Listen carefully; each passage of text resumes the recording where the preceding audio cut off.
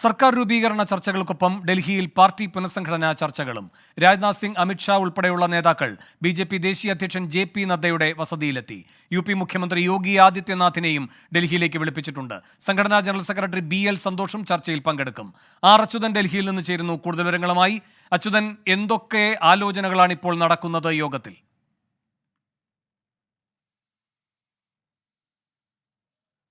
വേണു, ഞാനിപ്പോൾ ഉള്ളത് ഈ മോത്തിലാൽ നെഹ്റു മാർഗിലെ ജെ.പി. നദ്ദയുടെ വസതിക്ക് മുൻപിലാണ്. ഇവിടെ ഈ രാഷ്ട്രീയപരമായിട്ടും അതുപോലെ തന്നെ സർക്കാർ രൂപീകരണം സംബന്ധിച്ചുള്ള നിർണായക ചർച്ചകളാണ് ഇന്ന് അല്പസമയത്തിനകം നടക്കുക. സംഘടനാ ജനറൽ സെക്രട്ടറി ബി.എൽ. സന്തോഷ് ഈ ഒരു യോഗത്തിൽ പങ്കെടുക്കുമെന്നാണ് ലഭിക്കുന്ന വിവരങ്ങൾ. ഒപ്പം നിലവിൽ രാജ്നാഥ് സിംഗും അമിത്ഷായും ഈ വസതിക്കുള്ളിലുണ്ട്. അതായത് ആദ്യഘട്ടത്തിൽ പരിശോധിക്കുക സർക്കാർ രൂപീകരണം, അതിൽ ജെ.ഡി.യും തെലുങ്കുദേശം പാർട്ടിയും മുന്നോട്ട് വച്ചിട്ടുള്ള ആവശ്യങ്ങൾ. അതിൽ ലഭിക്കുന്ന സൂചനകൾ പ്രകാരം ജെ.ഡി.യു റെയിൽവേ, ഗ്രാമവികസനം, വിഭവ വകുപ്പ് എന്നിവ ആവശ്യപ്പെട്ടിട്ടുള്ളതായിട്ടുള്ള സൂചനകളാണ് ലഭിക്കുന്നത്. തെലുങ്കുദേശം ചില ആവശ്യങ്ങൾ, സുപ്രധാനമായിട്ടുള്ള ആവശ്യങ്ങൾ കൂടി മുന്നോട്ട് വച്ചിട്ടുണ്ട്. അപ്പോൾ ഇത് സംബന്ധിച്ചുള്ള അന്തിമ ധാരണയിൽ എത്തേണ്ടതുണ്ട്. കാരണം നാളെ പാർലമെന്ററി പാർട്ടി യോഗം ചേരാനിരിക്കുകയാണ്. സഭാകക്ഷി നേതാവായി മോദിയെ തന്നെ കൊണ്ടുവരുവാനുള്ള നീക്കം നടത്തുന്നുണ്ട്. അപ്പോൾ ഇതിലെല്ലാം തന്നെ ഒരു പിന്തുണ ആവശ്യമാണ്.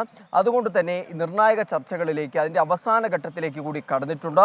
മറ്റൊന്ന്, ഈ തെരഞ്ഞെടുപ്പിൽ ബി.ജെ.പിക്ക് ഏറ്റ തിരിച്ചടി, അത് പരിശോധിക്കേണ്ടത് അനിവാര്യമാണ്. കാരണം കൂടുതൽ ഭൂരിപക്ഷം നേടുമെന്ന് പ്രതീക്ഷിച്ച ഉത്തർപ്രദേശിലും മഹാരാഷ്ട്രയിൽ പോലും പിടിച്ചു നിൽക്കാൻ ബി.ജെ.പിക്ക് കഴിഞ്ഞിട്ടില്ല.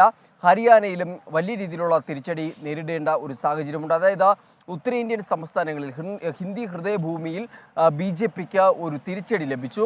അത് കൃത്യമായ സംഘടനാ തലത്തിൽ പരിശോധിച്ചുകൊണ്ട് മുന്നോട്ട് പോകാനാണ് ബി.ജെ.പി. തീരുമാനിച്ചിരിക്കുന്നത്. ഇതിൻ്റെ ഭാഗമായി കൂടിയാണ് ഉത്തർപ്രദേശ് മുഖ്യമന്ത്രി യോഗി ആദിത്യനാഥിനെ ഡൽഹിയിലേക്ക് ഇപ്പോൾ വിളിപ്പിച്ചിരിക്കുന്നത്. കാരണം അവിടെ അയോധ്യ രാമക്ഷേത്രം കേന്ദ്ര ബിന്ദുവായി, പ്രചരണത്തിൻ്റെ കേന്ദ്ര ബിന്ദുവായി പ്രവർത്തിച്ചിട്ടും അത് വോട്ടിലൊന്നും പ്രതിഫലിച്ചിട്ടില്ല. ഗ്രാമങ്ങളിൽ ബി.ജെ.പിക്കെതിരായ ഒരു വിമുഖത ജനങ്ങൾ പ്രകടിപ്പിച്ചു. അപ്പോൾ ഇത് എന്തുകൊണ്ടാണ് ഇത്തരമൊരു സാഹചര്യം അവിടെ നേരിട്ടത്? കാരണം ഇന്ത്യ മുന്നണി ഉയർത്തിക്കാട്ടിയ സംവരണം, തൊഴിലില്ലായ്മ, പണപ്പെരുപ്പം തുടങ്ങിയ വിഷയങ്ങൾ അത് ജനങ്ങൾക്കിടയിൽ ചർച്ചയായി.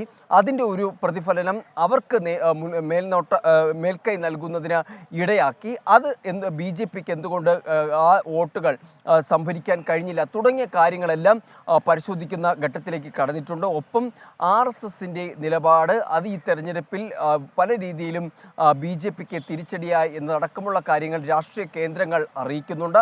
അപ്പോൾ ഇതിലെല്ലാം തന്നെ ഈ തുടർ നടപടികളുമായി ബന്ധപ്പെട്ടിട്ടുള്ള ചർച്ചകൾ കൂടി ഇന്ന് ഈ ഘട്ടത്തിൽ നടക്കുമെന്നുള്ള വിവരങ്ങളാണ് ലഭിക്കുന്നത്. എന്തായാലും യോഗം ഇതുമായി ബന്ധപ്പെട്ട് ജെ.പി. നദ്ദയുടെ വസതിയിലായിരിക്കും നടക്കുക. ശരി, ആർ. അച്യുതനാണ് ഡൽഹിയിൽ നിന്ന് വിവരങ്ങൾ നൽകിയത്.